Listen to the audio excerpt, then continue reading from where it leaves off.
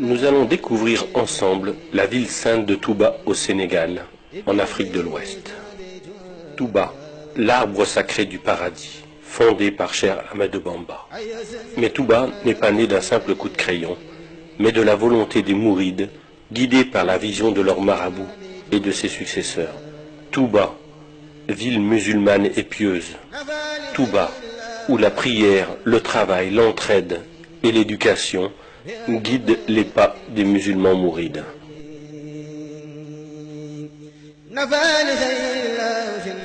Cheikh Ahmad ibn Muhammad ibn Habiballah, plus connu sous le nom de Cheikh Ahmadou Bamba, aussi surnommé Khadim Rasoul, le serviteur du prophète Mohammed.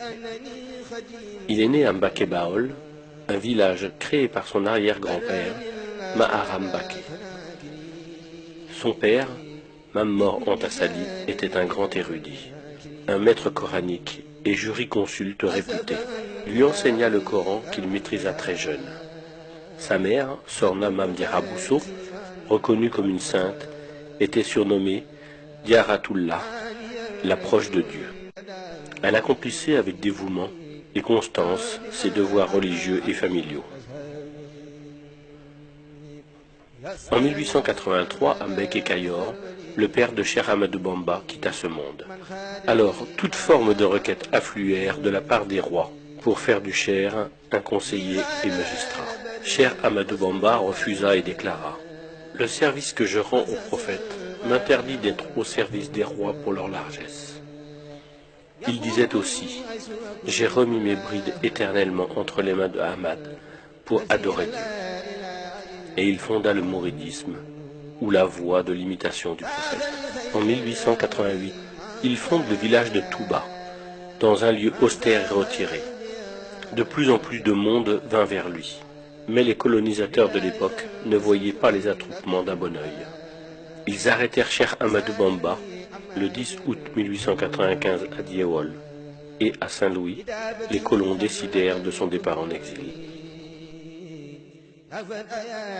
Le 21 septembre 1895, sur le bateau ville de Port-Nambouk, Cheikh Ahmadou Bamba quitte le Sénégal et les siens. Il arriva à Libreville, où il passa 3 mois.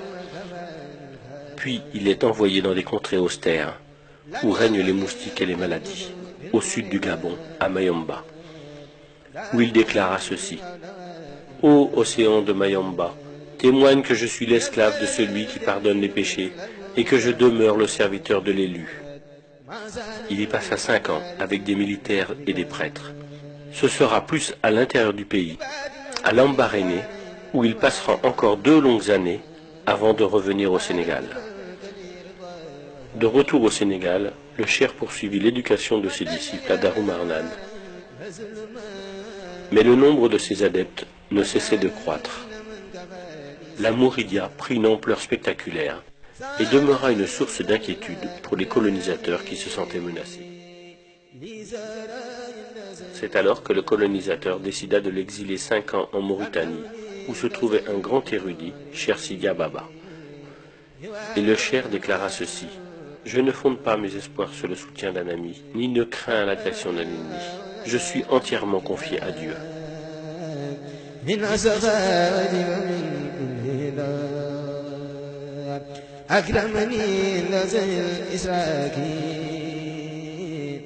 De retour au Sénégal, Cheikh Ahmadou Bamba est assigné à résidence à Thiéyenne. Puis il fut envoyé à Diourbel, où il vécut en résidence surveillée jusqu'à la fin de sa vie. En janvier 1919, lorsque les colons voulurent lui remettre la croix de la Légion d'honneur, il la refusa et déclara: « Je suis le captif de Dieu et ne reconnais d'autre autorité que la sienne. Ma récompense incombe au donateur, qui est noble majesté pour le service que je rends à l'élu, qui est pourtant le donateur par excellence. »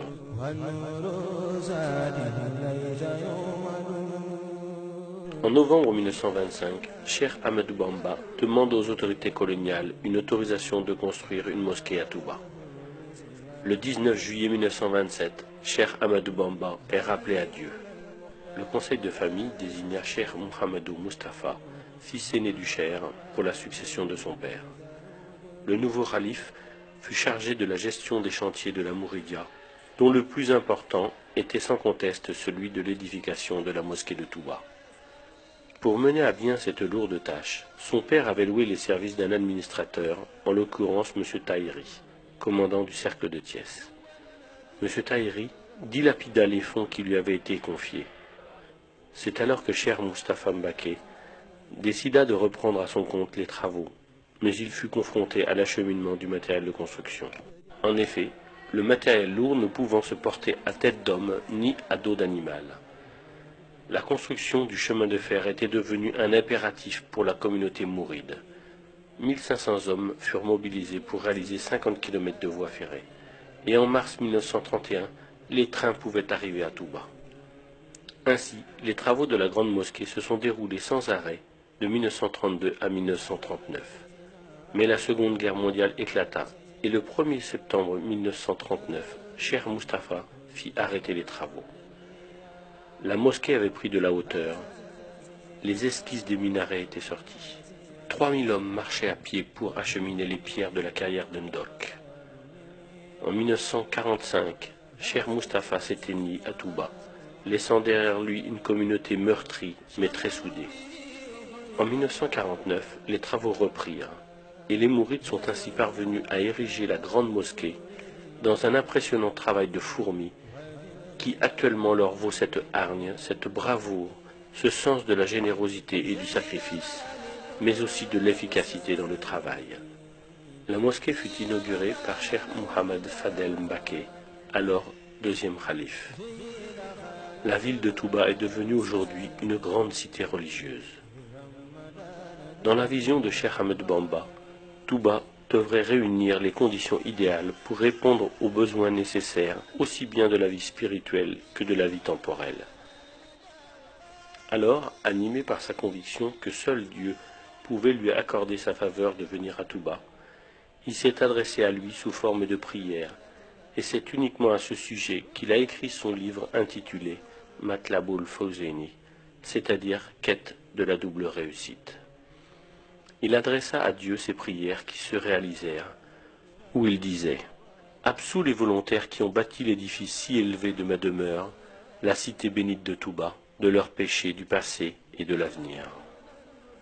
Fais que cette cité soit un lieu d'adoration de Dieu le miséricordieux et de rejet de Satan le banni. Faites de ma demeure, la cité bénite de Touba, un lieu où on plonge dans la voie de l'obéissance et de la tradition de l'envoyé. » Prière et bénédiction sur lui. Convaincu que la connaissance de la science islamique est la voie royale qui permet d'accéder à la meilleure place dans la vie spirituelle, il s'adressa à Dieu et dit « Fais que cette cité soit un réceptacle d'enseignement, un lieu de méditation et d'entendement, fais qu'elle soit un lieu d'éducation et un magistère d'enseignement. » Dans le domaine du temporel, Cheikh Ahmed Bamba avait bien compris que la réussite économique est un facteur déterminant dans l'accomplissement des obligations religieuses dans toute société, car elle assure sécurité et stabilité. Il disait « Fais que cette terre soit une terre de richesse, de sécurité, de miséricorde et d'abondance sous le temps. Favorise les habitants de Touba d'un bienfait en eau abondante, ruisselante et qui court à l'instar d'un ruisseau. Protège cette demeure du vagabondage et de la délinquance, et de toute promiscuité.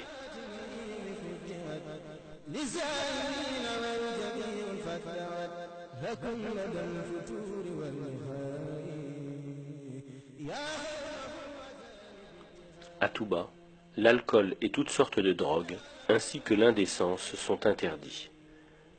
Cheikh Ahmed Bamba disait « Protège quiconque aura consacré un effort dans cette cité, y aura effectué une visite et pardonne-lui ses péchés. » Ainsi, chaque année, Touba enregistre plus de 3 millions de pèlerins, surtout pour le Grand Magal de Touba, qui commémore le jour du départ en exil au Gabon de Cheikh Ahmed Bamba. Le Grand Magal est une action de grâce. Cheikh Ahmed Bamba disait « Quiconque te rend visite pour solliciter tes biens, comble-le de faveur et de bonté si tu es riche. Mais ne thésaurise jamais ta fortune par crainte de pauvreté. C'est Allah le Très-Haut qui t'a offert cette richesse. Si tu la dépenses délibérément pour son amour, il te restituera tout ce que tu auras dépensé. Pour la lecture du Saint-Coran, Cheikh Ahmadou Bamba disait « Quiconque veut parvenir à proximité d'Allah doit lire le Coran sans jamais l'abandonner. Celui qui veut, dis-je, obtenir l'agrément d'Allah doit lire et méditer le Coran. » Masalik. Et pour l'éducation coranique, de nombreuses écoles, aussi bien à Touba que dans le monde entier, ont été bâties et prochainement, une université verra le jour.